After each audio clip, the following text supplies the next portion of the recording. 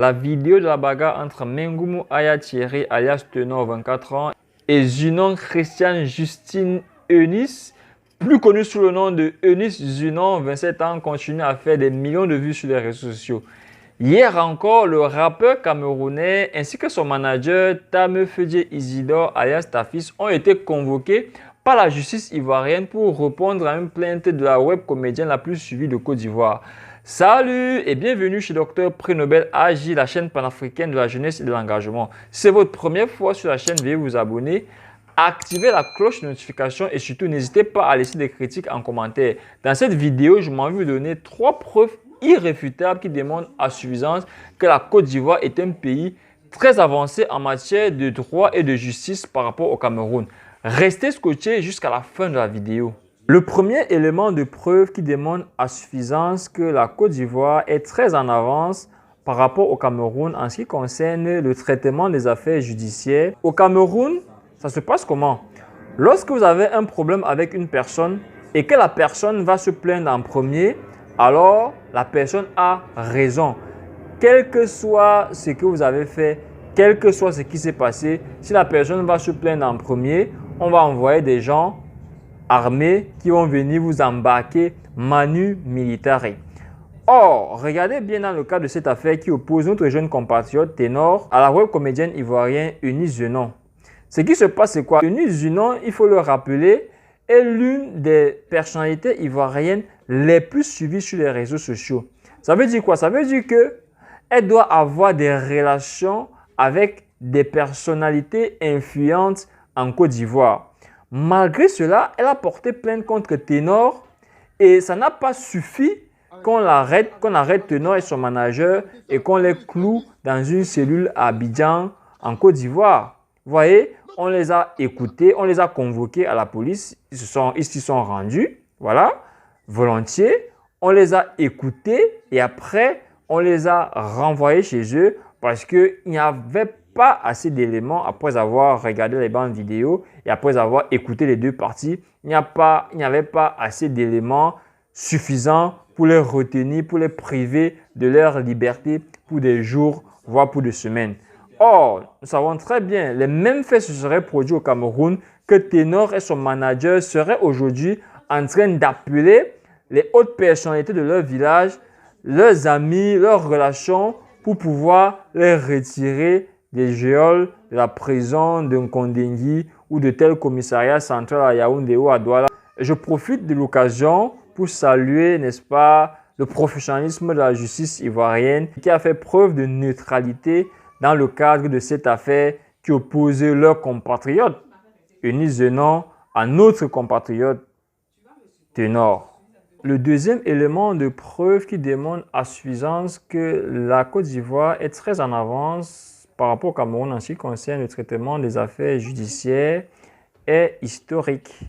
Voilà. Il y a de cela quelques années, l'artiste ivoirien découpé-décalé des Bordeaux, Linkounfa, était de passage au Cameroun.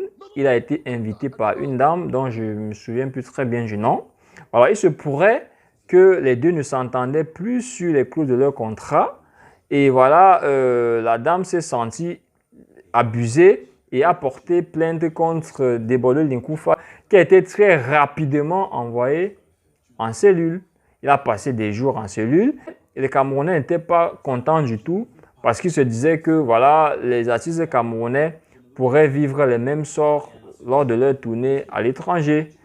Récemment encore, l'artiste de gospel ivoirien KS Bloom a connu le même sort. Et la police camerounaise n'a pas tardé à mettre main sur lui pour le faire goûter les geôles de nos cellules. N'eût été l'intervention de l'artiste camerounais Malox le Viber, KS Bloom aurait séjourné davantage longtemps dans ces cellules infectes. Du coup, nous invitons les Camerounais souvent à privilégier la négociation. Nous invitons les tenanciers de notre justice à souvent privilégier l'arrangement à l'amiable dans les affaires pareilles, plutôt que de jeter des gens en prison sans les avoir entendus au préalable. Le troisième élément qui démontre à suffisance que la Côte d'Ivoire est très en avance par rapport au Cameroun en ce qui concerne le traitement des affaires judiciaires est diplomatique. Alors vous avez vu, depuis des années, Le Cameroun entretient des relations amicales et fraternelles avec la Côte d'Ivoire. Beaucoup de personnes au Cameroun pensent que la Côte d'Ivoire est frontalière au Cameroun parce qu'il est très courant de voir des artistes camerounais qui vont en Côte d'Ivoire régulièrement et des artistes ivoiriens qui viennent régulièrement au Cameroun. Par contre, le Cameroun est situé à des centaines, à des milliers de kilomètres de la Côte d'Ivoire. On traverse plus de 5 pays, 6 pays partant du Cameroun pour arriver en Côte d'Ivoire. Vu la grande relation, vu la grande complicité qui existe entre le peuple ivoirien et le peuple camerounais, beaucoup d'Ivoiriens et de Camerounais ont tendance à croire que le Cameroun est situé à côté de la Côte d'Ivoire. Cette complicité-là ne peut pas être mise en mal à cause de ce qui se passe actuellement entre Ténor et Eunice Zenon.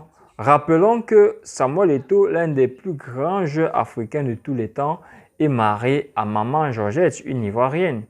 Rappelons également que l'artiste Miwé est également marié à une Camerounaise, si je ne me trompe pas. Les Camerounais sont régulièrement en Côte d'Ivoire, les Ivoiriens sont régulièrement au Cameroun. Nous avons également un ancien capitaine du Cameroun, Stéphane Biya, qui était aussi marié à une Ivoirienne. Il se pourrait qu'ils ont eu des problèmes aussi, mais ça n'a pas affecté les relations entre le Cameroun et la Côte d'Ivoire. Et tout de même, s'il arrive aujourd'hui que Eunice Zenon et Ténor ne soient plus ensemble, cela ne devrait en aucun cas affecter les relations historiques, amicales et fraternelles qui existent depuis fort longtemps entre le Cameroun et la Côte d'Ivoire. J'invite les Camerounais, par ailleurs, j'invite les Camerounais à plus de tolérance dans l'avenir vis-à-vis des artistes ivoiriens, des artistes étrangers en général qui viendront au Cameroun. Voilà, à ne pas toujours répondre par affinité aux caprices de nos compatriotes, n'est-ce pas, à ne pas répondre par émotion, n'est-ce pas, aux exigences de nos compatriotes quand ils se plaignent des étrangers, des artistes étrangers, surtout ivoiriens, qui viennent au Cameroun parce que à travers cette histoire, cette affaire entre Ténor et Eunice Zenon, je comprends bien que la justice ivoirienne a pris en compte l'aspect diplomatique dans le traitement de l'affaire qui oppose notre compatriote Ténor à la web comédienne Eunice Zenon. L'objectif de cette vidéo n'était pas de rabaisser le Cameroun vis-à-vis de la Côte d'Ivoire, mais de dire plutôt qu'au Cameroun, nous pouvons faire mieux en copiant ce que les autres font bien ailleurs. Merci d'avoir regardé cette vidéo jusqu'à la fin. Voilà, si c'est votre première fois sur la chaîne, veuillez vous abonner. Activez la cloche de notification pour être le premier à recevoir nos prochaines vidéos. Voilà, n'hésitez surtout pas à laisser des critiques, car c'est grâce à vos critiques que la chaîne évolue. Vive les relations amicales et fraternelles entre la Côte d'Ivoire et le Cameroun. Rendez-vous à la prochaine vidéo. Bye bye.